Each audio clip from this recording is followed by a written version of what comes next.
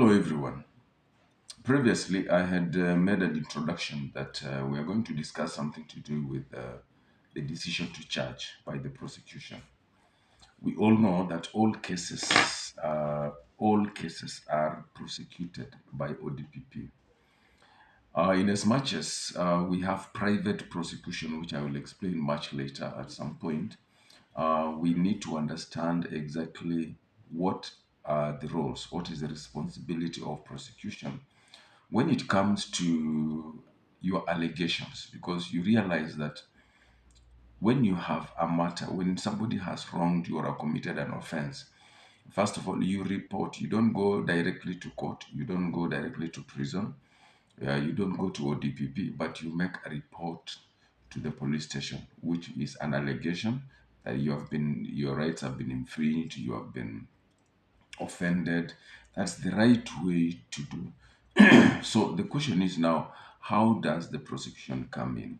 And that's why when you look at the case, how it's framed, you realize it is Republic versus the accused person.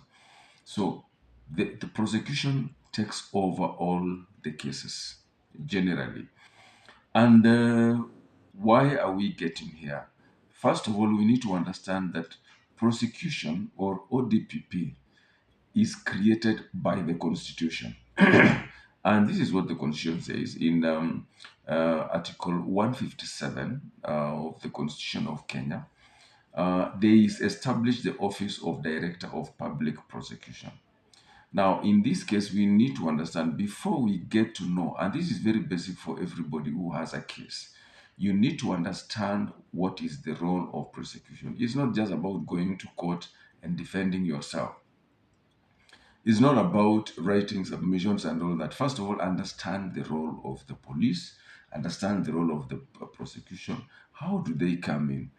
Now, when we go to Sub-Article 4 of Article 157 of the Constitution of Kenya 2010, the Director of Public Prosecution shall have the power to direct the Inspector General of the National Police Service to investigate any information, any allegation that has been brought before the police or allegation of criminal conduct, and the Inspector General shall comply with any such direction. So we are seeing here that the ODPP has a higher authority than the Inspector General, or has a higher authority above that of the National Police Service and its entirety.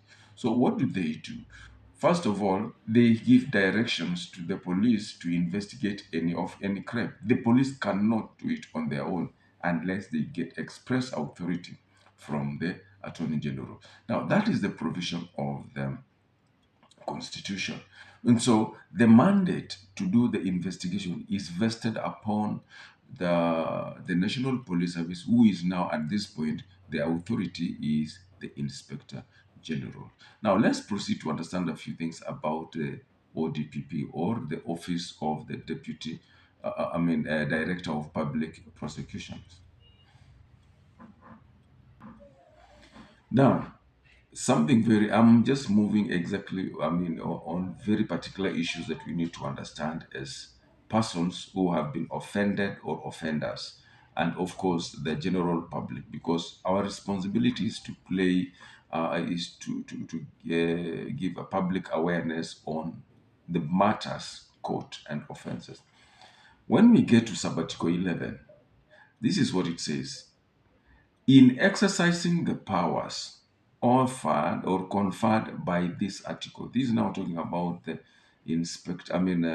ODPP. The Director of Public Prosecution shall have regard to the public interest. That means during their prosecutorial duties or roles, they've got to have regards, they have to protect, they have to get the concerns, the interest of the public. And the public here, I want you to understand one thing. Don't exclude yourself and as an accused person from the public. When the Constitution talks about the public, it is everyone, including the accused person. He is the member of the public. There is nowhere the Constitution excludes him from the public so that you become a stranger offending the public. Generally, it's for the public. Now, why am I saying this? During the times or during the tenure or during the when they are prosecuting their cases, they've got to have your interest as the accused person also. So it is not that that you are excluded. Now you are the adverse party. No, it is everybody, the accused person and the complainant. Maybe I can call him the accuser for that sum. So when you understand this, get to know that the Constitution protects even the accused person. And that's why they should have regards to the public interest and the interest of the administration of justice. Now, what does this mean? Administration of justice is to have a fair management of the judicial process, and especially when they are doing their prosecutorial duties. What is this talking about? We have an article dealing with speedy administration of justice. So when they have assigned the police, delegated the responsibility of investigation, finding out, and all that, and arresting, it should be done with speed and within the law. And that is why before we get about the standards of prosecution, you need to understand this very well, that speed, fast, and justice and fairness and timelines are still captured in the administration of justice. And then the finally says, and the need to prevent and avoid abuse of legal process. Now, this is again very key because we've had instances where the police, and I have done a video on this, they misuse the law and therefore they take a case to court, and yet in the real sense it's not supposed to be in court. For example, debt cases are supposed to be handled in small claims court or commercial court, but you find that the police have converted it into obtaining by false pretense. There are allegations where people are fighting over land, and then you find that a case of defilement or causing public disturbance. Some have been given some sexual offenses, like for example, rape. Rape is something that women have misused it very badly. That you agree consensually with a lady, you go to a restaurant, move around together, and still at the end of the day, because of some few disagreements here and there, it is termed as rape. Fine. It is rape as long as even during the act she rejects or she says no, it is still rape. But let me tell you, it is challengeable. These are things to do with issues, feelings, and emotions and consent.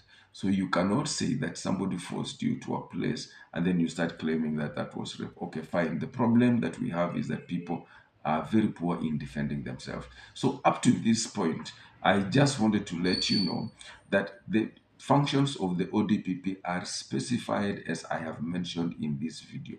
So what you need to understand now, by the time we get to know now the standards of the case, the procedure of the case before it gets to court, there are things that ODPP looks at. And I'm using this short clip of 10 minutes for you to understand, first of all, how the role of the ODPP is when it comes to your case. You are protected by the prosecution, you are protected by the law and the Constitution.